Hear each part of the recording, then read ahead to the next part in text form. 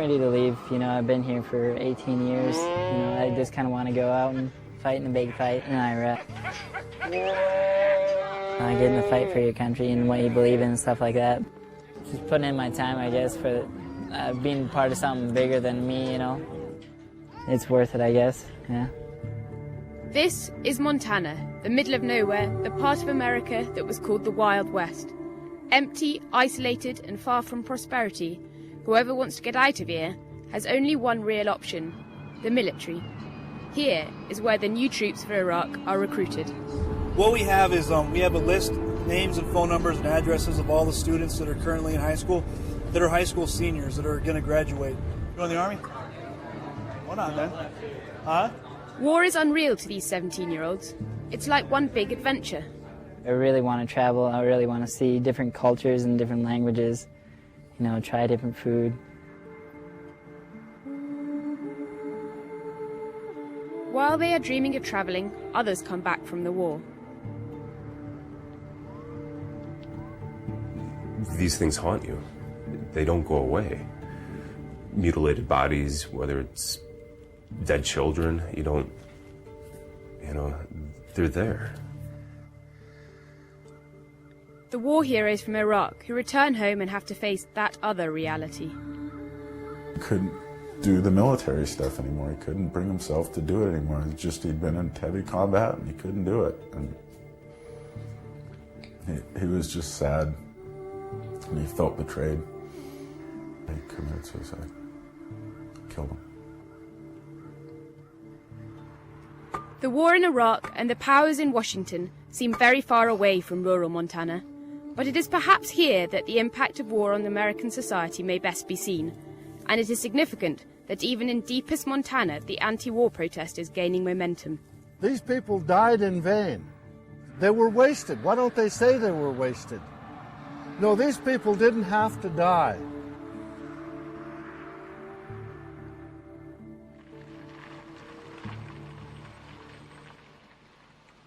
This is Polson High School, U.S. Army recruiters on a mission.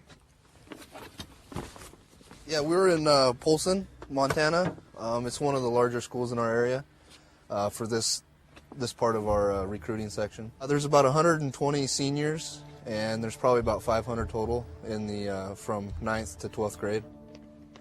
Sgt Gray and Shad, looking for new soldiers. 1, 2. Left, right. They visit the schools every week to catch the students on their lunch break. The school administrators offer every assistance they can. Junior. Junior? You thinking about joining the military? Sort of. It was an option. Yeah. What do you want to do, man? What kind of work do you want to get into? What? What do you want to do? Like, what kind of work do you want to do when you get out of high school? I want to paint cars. Paint cars? Cool. Check the Army out, man. You can do that in the Army, man. Be a mechanic, do whatever, man. Pay for your college, the whole 9 yards. Take some information, man. You always want to, talk to the younger kids because, a couple of years they're going to be in the same situation. So just to kind of get your name out there. And like next year, some of the younger people will know who I am just by me coming in the door. And that's something you want. So they feel comfortable talking to you. You don't want to be like a stranger just coming in and they don't know who you are. So what grade you guys in again? Freshman? So possibly the next year, man. Take one of these. You got a couple of years yet, but just got my where we're located, my phone number stuff. As soon as you're ready, obviously you got a couple of years, but you can always start asking questions now. You know what I'm saying? Keychains and phone numbers change hands. These are 13 and 14-year-olds. They cannot enlist just yet, but they can be enticed into a future in the Army. This is recruiting heaven. Polson, a small lakeside town in the heart of an Indian reservation, no jobs, no future, and a lot of emptiness.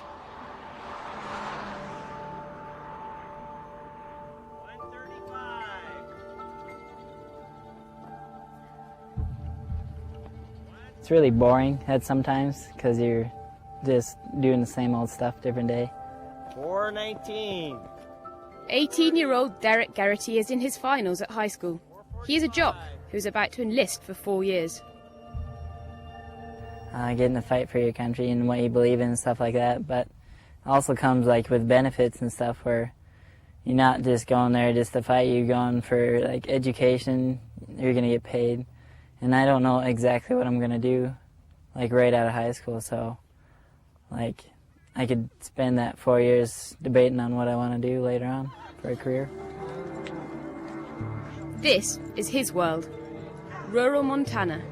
Patriotic, Republican territory. And this is his uncle's farm, where cows are branded 4 times a year, like it has always been done. I'm going good. Nothing like a good day's worth of branding, I guess, yeah. It's rough? No, not too bad. It's pretty fun, actually. Derek wants to join the Navy, doing something technical if possible. It offers some education, what I want to do, actually. Where it actually pays for a college after you get out, so yeah. I don't really have the money for college right off the bat. Right out of high school, I'd have to take out a loan. This was on the day after the funeral. This was printed. War vet laid to rest.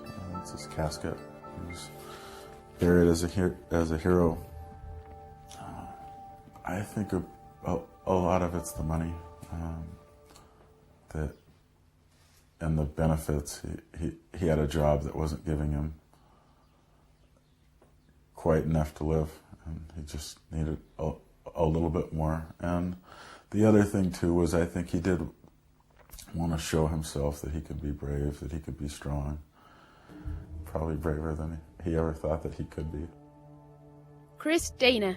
He was old as Derek is now, 18 when he became a soldier. His story is told by his stepbrother, Matt Kuntz. Very sweet, kind, gentle kid. He was a librarian assistant. He was very, very bookish. And then he showed that he could be so brave to go from a library clerk to a machine gunner is an amazing life journey. Less than a year after enlisting, Chris had to go to war in Iraq. He hadn't realised what he had signed up for.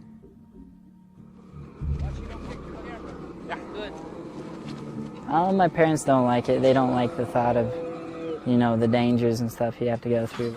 I do think about it every once in a while, but fighting for what you believe in and stuff like that, I don't really just sit there and just be like, oh, what could happen to me? I just think about what it benefits and what it stands for. The risks of war almost never come up in these conversations. Thomas Bearhead Swaney, Flathead Indian, war vet, and self-appointed conscience of Montana.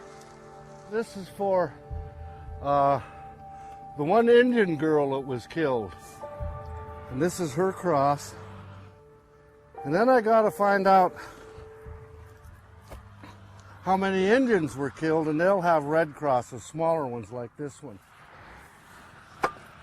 So how many crosses do you have here? I have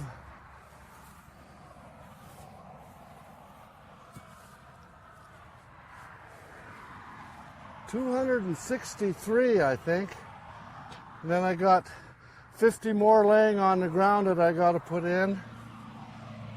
They stand for the deaths of every American killed. So when I'm done, I'll have over probably 3,000 or 4,000. High school students are also recruited in this area. The sergeants arrive at the Indian Two Eagle River School near Polson. This is one of the smaller ones in this area down here, but they're all equally important. All the students are our concern, and we want to help out every one of them. Here, man. Just put your name and number on there. Don't worry about the other stuff. Just put your name and number down. They approach the students during lunch break and emphasize the advantages and perks of an Army career. Right now we're offering up to $38,000 for, it's called the Montgomery GI Bill, and that's for the student to use after he gets out of the military. So if he does 3 years in the Army, when he gets out, he's going to have up to $38,000. Or actually, it's up to $70,000 now. The minimum is $38,000. He can use once he gets out of the Army to go to college. I will think about this more, though. I think I would do it, but not right now. Just give me a call. Free education, travel, and big bonuses. Who wouldn't go for it? How big is the chance to go to Iraq? The chances are about 50-50. The chance you're going to go, there's no guarantees one way or the other. We like to tell people there is a good chance that they are going to go to Iraq. And people just assume with Iraq there's danger involved, and there is. But like we've talked to a lot of other kids that say that there's just as much chance of them getting hurt going home from school today or going out for the weekend snowboarding or skiing. So the risks are always there no matter what you do in life. So in war situation. And war situation. Yeah, it's worse, and that's something. Every day soldier dies now. Right. And I don't know about that as far as like every day. But yeah, there are people getting hurt, and that's just a fact of war and a fact of being in the military. The fact is that everyone enlisting now will almost certainly have to serve in Iraq. Back to Matt Kuntz, Chris Danner's stepbrother. 19 years old when he left for Iraq, the library assistant who became a machine gunner. He stood up on the vehicles and fired the .50 caliber machine gun and took care of his soldiers. It was a dangerous position. Incredibly dangerous. I can't tell you how dangerous it was. He was nearly killed. He was pulled. He had an improvised explosive device blow up, and somebody pulled him down so the shrapnel didn't hit him. He was standing over top of the vehicle with the machine gun open to anybody's fires. Just so brave, so scary, and to do that day in, day out, it's just amazing to me. Hey Gary, how you doing? I'm doing all right. How are you? Matt stayed in touch with his stepbrother in Iraq, but what Chris was really going through remained a secret, also to his father, Gary Dana. He was talking about the weather. It's cold out here, and you know, he had guard duty last night. It rained all night, and he just talked about the simple things. I don't think he wanted to worry me and his mom too much. I'm gonna put a 2 or 3 up on top. Stop coming. Get in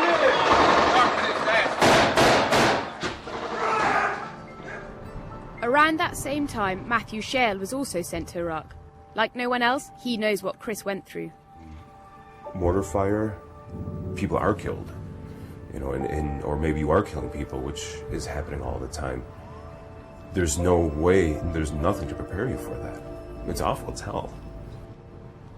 It's difficult to really describe, but if I can't walk from here over to that light pole without having to think about a mortar exploding, it's you know, it was when that becomes a habitual thing, that you are always thinking about, you know, somebody over on that building shooting at you, or a mortar round coming in. 18 months of constantly being exposed to the insanity of war. It changed him. It changed Chris.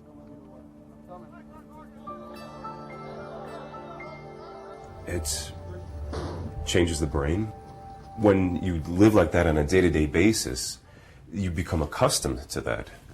You know, and I would have to say, you know, by way of coming back home here later on, it was your mind is structured to think that way, unconsciously. You know, and every day that's the case. You know, then to come back here and it doesn't go away either. You know, you're always thinking in survival mode. A survival mode that brought them home. Matt and Chris survived the war, unharmed, or so they thought. You must be very, relieved when he came back. Oh, me and his mom, we had a party for him up at this place and had all the family up and picked him up. Somebody picked him up at the airport, and I was hiding behind a door when he come in. It was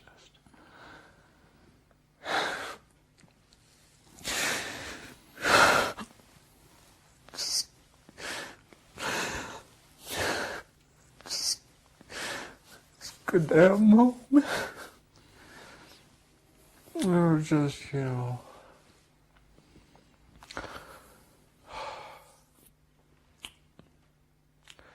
all the other ones that didn't come back, I'm just so thankful that he came back. Chris was home and fatally wounded, but no one noticed. I'd always ask him how you handle it and the stuff you saw over there. And he said, "Oh, handling it okay." He said, and you'd always tell me he was handling it okay. And I took it to heart that I believed him, that he was. But, the first few months, I'd be with him, and we'd be driving and he'd just get those, like, staring and just, Chris, and I'd touch him. Oh, he wouldn't say where he was, but I could tell it was like he was back in Iraq or something.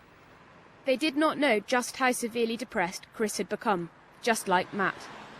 If I was stuck in traffic, I would have an anxiety attack. My heart just starts pounding. I have trouble breathing, and for me, I keep looking for my pistol, which was on my thigh. As I said, when you are sinking like that, and there's nobody, and you're closed off from your world, and there's nobody that you can talk to that understands where you're at, especially when you don't understand yourself.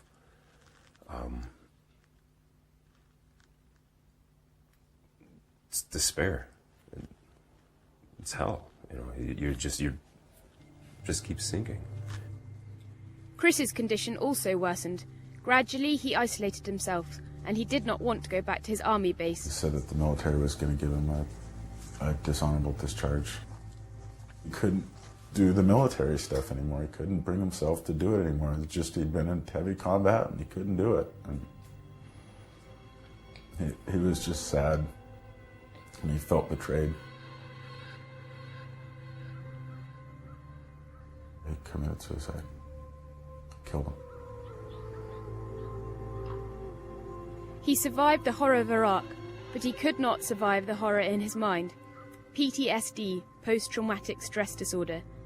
He was dishonorably discharged for failing to show up at the base. No one from the military even came by. All of the people there, from the big important people from the state, and burying him with honors, and it just made me realize that this was so foolish, so ridiculous that he had to die in order to be treated like a hero. By putting a bullet in his head, we now loved him again.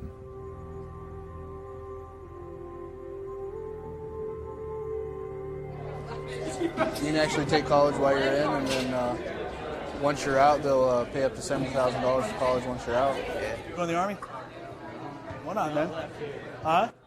No one in the army ever called Matt or offered support. The counselling he finally got was through family and friends.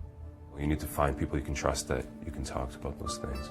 Because you can't go through that alone, because it'll kill you if you don't kill yourself. Now Matt has begun his fight to urge authorities to enhance the standard of help provided for Iraq war vets. He's not just some poor kid that couldn't face it. The story is that he was injured and that we failed him. He went to war for us and we betrayed him. And it made me sick. Yeah, I do look forward to it, but at the same time I hate leaving here. But yeah, I think it's worth it. I want to do it, yeah.